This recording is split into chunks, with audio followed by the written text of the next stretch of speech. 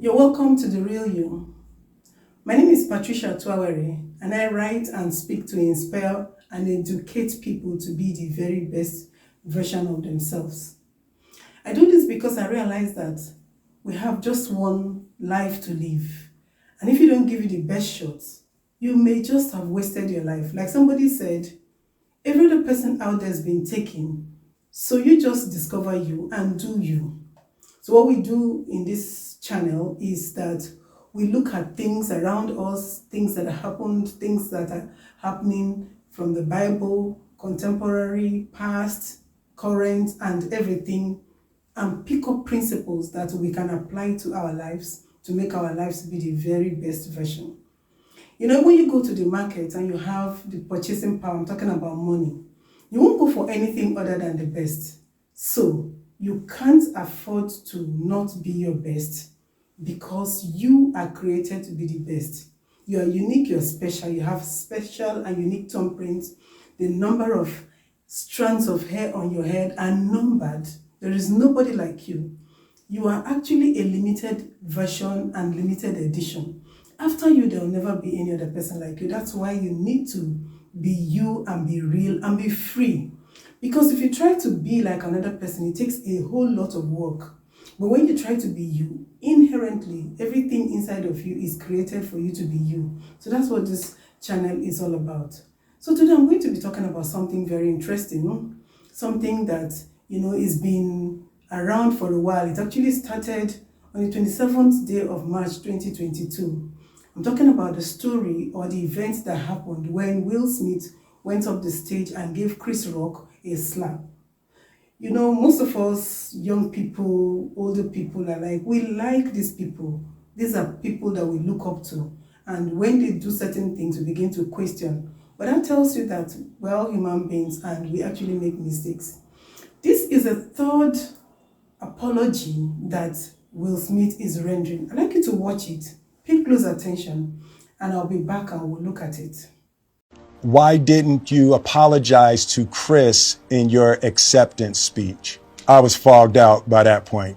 It's all fuzzy. I've reached out to Chris, and the message that came back is that he's not ready to talk, and when he is, he will reach out. So I will say to you, Chris, I apologize to you. My behavior was unacceptable, and I'm here whenever you're ready to talk. I want to apologize to Chris's mother. I saw an interview that Chris's mother did. That was one of the things about that moment. I just didn't realize, and I wasn't thinking, but how many people got hurt in that moment. So I want to apologize to Chris's mother. I want to apologize to Chris's family, specifically Tony Rock. We had a great relationship.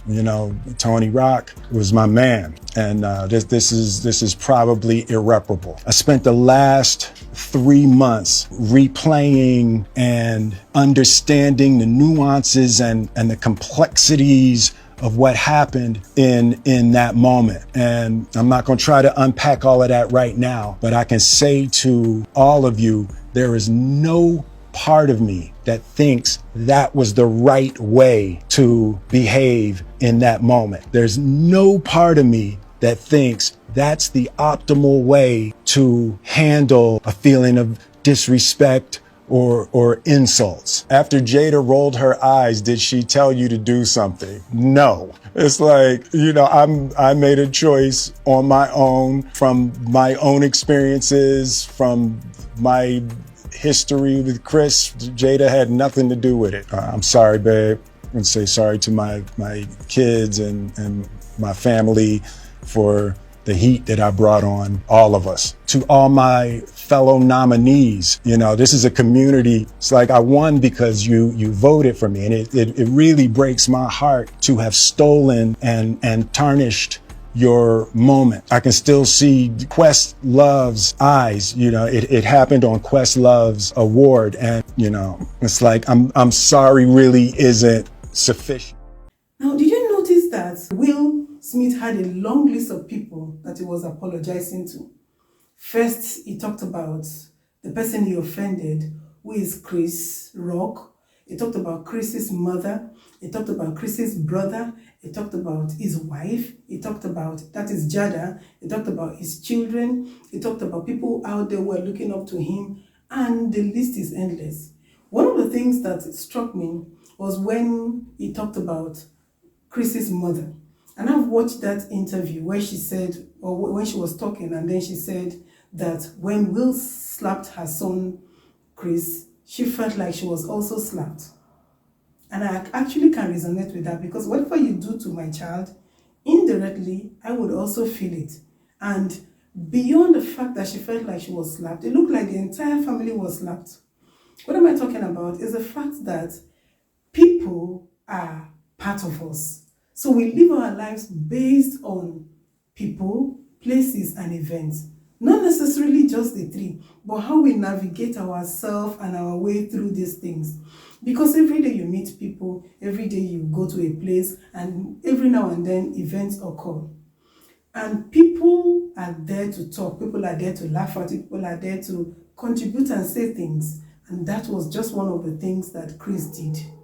Well, not everybody can take a joke, especially in the public domain, and when it has to do with their family members, or when it's a personal joke. Not everybody can take that. So I'm not here to say Chris was right or Will is right. But what I'm looking at is the fact that in his apology, he had a long list of people that he apologized to. In fact, I think that list is endless, because the whole world out there that are fans of Will Smith were indirectly, affected by that action of his. In the same way, the whole fans of Chris Rock were affected. What that means simply is that when you take or make a decision, the decision transcends far beyond you. It goes way, way beyond you to people that are your tribe. When I mean your tribe, I'm talking about everybody that's connected to you. And these days we even do not have people, we have people that are not blood, but are our tribe. Like you watching me now, I refer to you as the real you tribe, the real you family. So we have families in different places. So when you take a decision, it affects everybody around. The importance of people cannot be overlooked, because people are what make us. Our parents, our neighbors, and everybody. So you can't run away from them, and they will keep doing things. But how you react to what they do is what we're talking about here. Like Chris's mother said, what if Chris had fallen? He could have fainted. He could have also died, because it happens. So the action could have far-reaching effects. But that said, I want us to look at our lives seriously, that when we make a decision, we should always remember that that singular momentary decision or action that we're taking goes way, way beyond us. Now, when you type on your Google Chrome or whatever, when Will slapped Chris, it just pops up, which means even children that are yet unborn would still have to read this story as long as the earth remains, and then we still have the internet. That tells us that when we take action based on things we see around us, what people tell us and all that, the effects are far-reaching. I think that should be a guiding principle. Now, do you also notice that while he was talking, he also mentioned the fact that he's traumatized by the fact that he lets down people. You can take time to listen to the apology again. So the point I'm making here is, I'm not here to say Chris is wrong, or Will is wrong, or Will is right, or Chris is wrong. No. I'm looking at two sets of people, the offended and the offender. As long as we have human beings on this earth, we will fall into either of this category. Today, Chris is the offender. Tomorrow, it could be the offender. But it takes a lot of boldness, a lot of courage for somebody to come out and tell you, I'm sorry, especially for males. You understand the male and their ego. For a male to come up, and like I said, this is the third time he's done that apology, to tell you I'm sorry takes a whole lot. And when you offend somebody, because the word the slogan or the clause I'm sorry is there, and the word mistake is there, and the word sin is there, if you're bold enough to say I'm sorry, then you have done well, you've taken the right step. The next thing again that you do is, please learn to forgive yourself. It's not all about apologizing to somebody and hoping that the person gets back to you, like in the video we saw during the apology of Will. It's that you forgive yourself, because forgiveness is something that starts from within. You don't have to kill yourself because you made a mistake. I'm glad you know that it was a mistake. Then the next thing that you do is to move on. Yesterday's date is not today's date. Today's date is not going to be tomorrow's date. Every day is unique. The Bible says that the steadfast love of the Lord never ceases. His mercies never comes to an end. They are new every morning. So today you wake up is a new day, is new mercies. And then just as the east is far away from the west, so far has the Lord removed our transgressions. That's what it says. So if you stay there, something that you've already been forgiven, you will be there beating up yourself because you think that you're waiting for the offended to come and talk to you. You have released it, let go and move ahead. And like we say, you can turn that into a message. Our lives are stories that people read. So when you do something that you don't like, or something happens to you and you're able to come out of it, begin to share with people, begin to talk to people, begin to encourage people. So people that have offended people and have learned a thing or two can begin to teach us how they were able to overcome that. Having said that, you need to move on, because you're not the first person to make a mistake. Mistakes have always been there. Sin has always been there. That's why when Jesus met people who were holding stones to throw at the woman who was caught in adultery, he looked at them in the face and told them, who amongst you is sin-free? He said, anybody that is sin-free should go ahead and cast the first stone.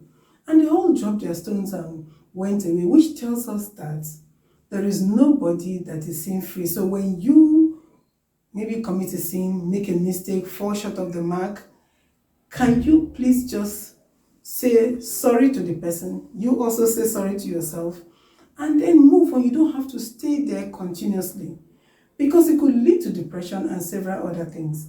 And to the offended, if somebody is bold enough to come tell you, I'm sorry, I think you need to accept the sorry and move ahead.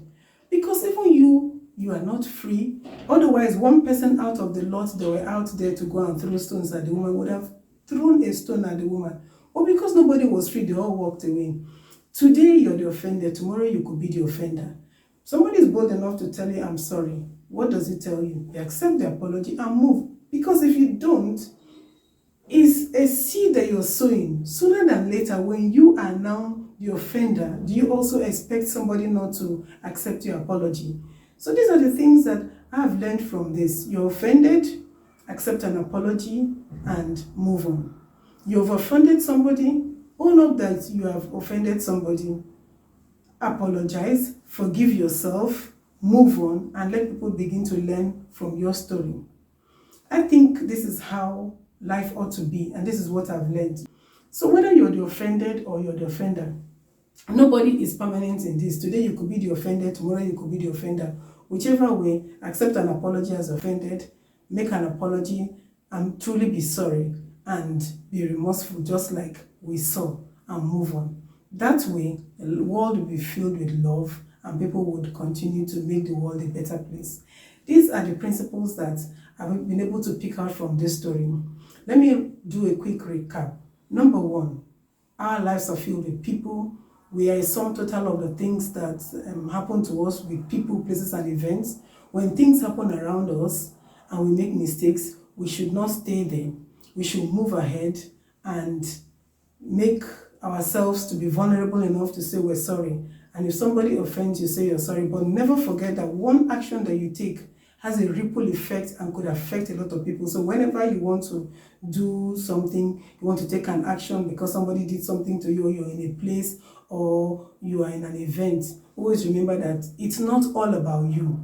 It would have a ripple effect, and there will be so many people that are involved. That's why you see a long list of people that Will Smith was apologizing to. Probably when he stood up to go hit Chris, he didn't think it was beyond him. He thought it was just him and Chris. But look at now, so many people are involved. So always remember that your life is not all about you. You are a community. And whenever you think of your community, you should think properly. What will be the long-term effect, even the short-term effect. We're just talking about a few months. This thing is going to still be in the public domain. But if you're the one who has offended somebody, you need to move on. You don't have to kill yourself, because nobody is perfect. Thank you very much. My name is Patricia Towari, and I run this channel to help us learn from people's lives and things around us. In case you're new here and you like what you see, please don't forget to hit the bell icon, subscribe, and let me know what you think. I'd like to get your feedback on this Chris and Will Smith story and the principles you've learned from here. Please stay strong, stay true to yourself, and be bold. Enjoy yourself, because there's nobody like you in all the earth. And just be free until I come your way again. Bye bye, and stay blessed.